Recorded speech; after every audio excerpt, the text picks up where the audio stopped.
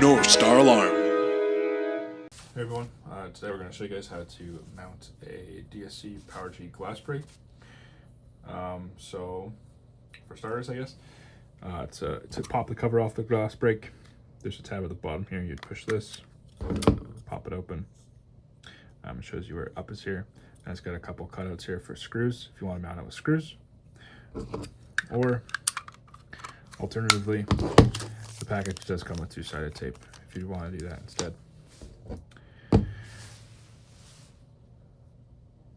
So when it comes to mounting the Glassbreak location-wise, the thing you want to keep in mind is you want the Glassbreak to face the window. So let's say this whiteboard is our window.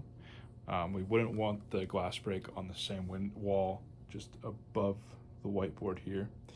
We would want it on an opposite wall on this side facing the window. Another thing to keep in mind is that the maximum range on these is 25 feet.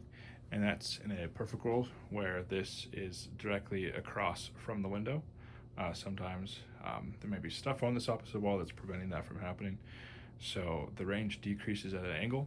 What you can do is you would just mount it on the ceiling and probably get a bit closer to the window.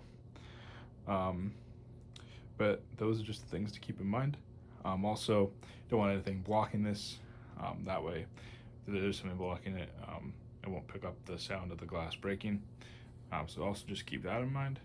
But yeah, those are the basic principles of mounting the Glassbreak.